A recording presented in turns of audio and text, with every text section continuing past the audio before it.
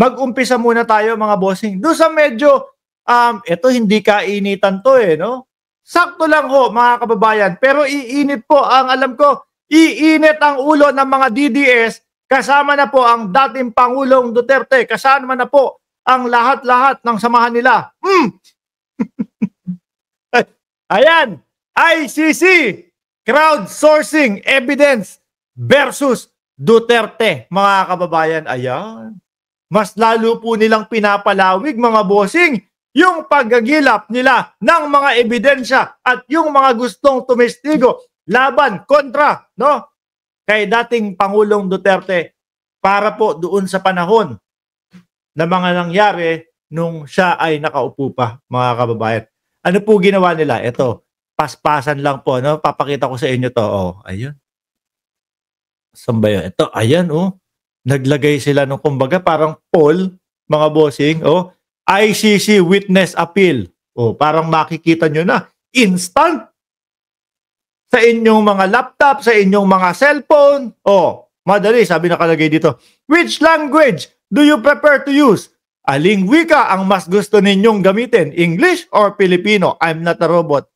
The Office of the Prosecutor of International Criminal Court, ICC, is investigating, no, crimes committed in the Philippines. Nako!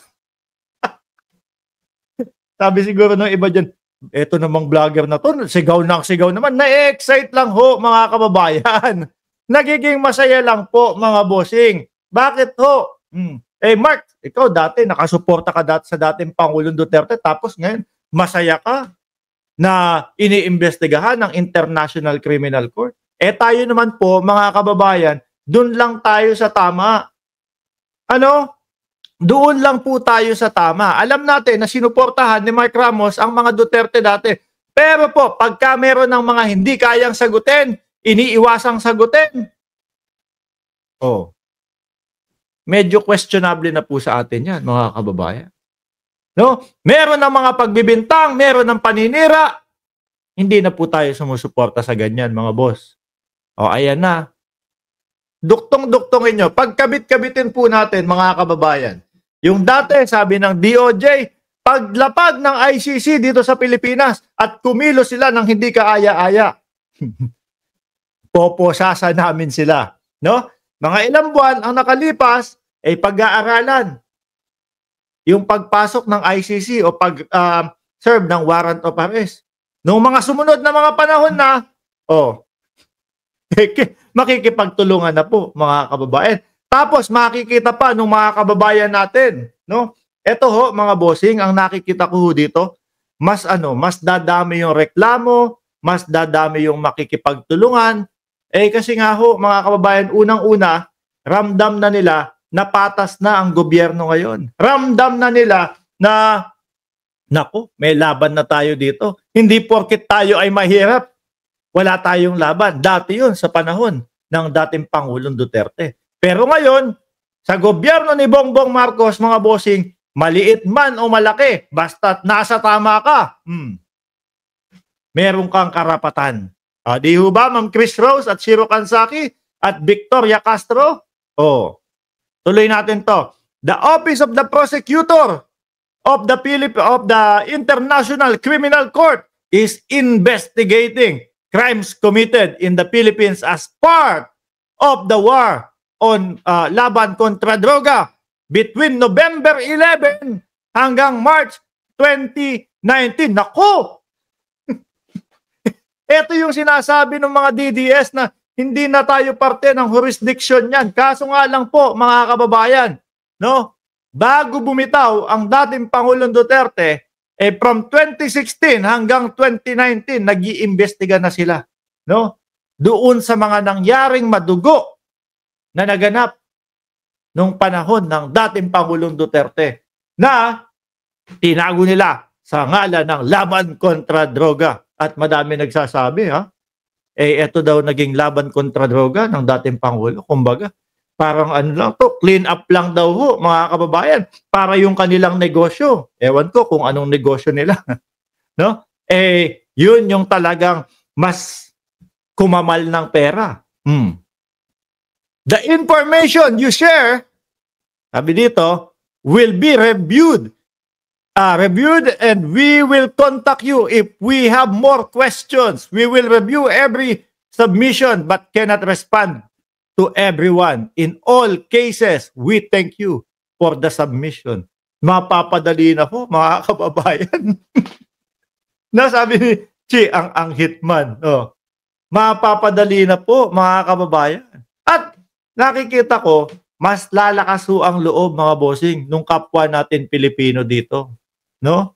Dahil nga po yung sa nakikita natin, napatas na po ang gobyerno ngayon. Sila Trillanes, no? Dating Senador Trillanes, bakit po nanahimik ng napakahabang panahon yan? Kasi hirap silang makuha o hirap silang ireklamo ang dating Pangulong Duterte. Nung siya mismo ang nanunungkulan, nung siya mismo ang presidente ng Pilipinas, mga boss. Ngayon po, iba na. Ramdam na din po nila. Nako, susulong ito. No? Patas ang gobyerno ngayon. Oh. Kahit nasabihin mo pa, ikaw ay mahirap, tapos ang kalaban mo si Kibuloy, tingnan nyo na lang po, mga kababayan. Example niyan, si Kibuloy. Di ho ba, mga bossing? Yaan! No? Ang gobyerno na dapat pinapatagal nga natin yan. No? Dapat nga, yan na yung talagang after 6 years, kung pwede lang 2028, siya ulit tapos yung kasunod, siya ulit No? Para tuloy-tuloy na ang pagbabago ng Pilipinas. No? Sa bagong Pilipinas, mga bossing, biruin nyo yan, ano? Mag-iinit na naman ang ulo ni Bato de la Rosa. Di ba, Ma'am Mitz de Guzman at Ching Belen? Mapapasigaw na naman si Bato de la Rosa. Sige, init na init kayo. Ikaw, Mark Ramos. Sumali ka na din sa pagposa sa akin. Ikaw na ang magdala ng warrant of arrest ko. Di ba? Yun yung sabi niya kay dating Senador Trillanes Napansin ko lang yung kaibigan ko dito na isa sa mayaman sa Cayman, Ay si Paulo Saison, may immunity pa kasi at impeachment lang ang makakasipa kay Digong. Tayo, bulag pa ho tayo nung mga panahon ng siya ay nanunungkulan. Di ba? Kaya siguro inisip nila, sabi nga niya ni dating Senador Trillanes kay Kerwin Espinosa, no?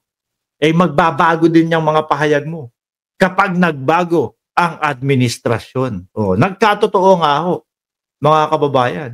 Sabi ni Shiro Kalsaki, baka tatawag na mamaya ang Interpol. Naku, lagot na. No? Doon sa mga nagsasabi ng mga DDS, Mark, kung ano-ano ibinabalita mo, no? Wala namang katuturan yan kahit kasi walang jurisdiction.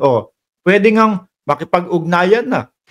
Di ba? Makipag-ugnayan na ang ICC sa Interpol. Nag-amin na, umamin na doon sa Senado. Madami nang nakita, madami nang narinig doon sa Kongreso. Ano pa gagawin natin? Bakit tuloy-tuloy pa yung investigasyon? Tapusin na to. Tawag tayo ng Interpol. Makipag-ugnayan tayo sa Interpol. Nakipag-ugnayan, nakipag-usap, ano? Oo nga, pwede. Tumawag ang Interpol sa PNP kay General Marbil. General Marbil, pwede bang request? Ano po yon? Pwede bang pakiutusan si General Torre na i-serve itong warrant of arrest, no? Ng ICC? Lagot na. Yan pa naman po si General Torre, mga kababayan, wala pong inuurungan yan.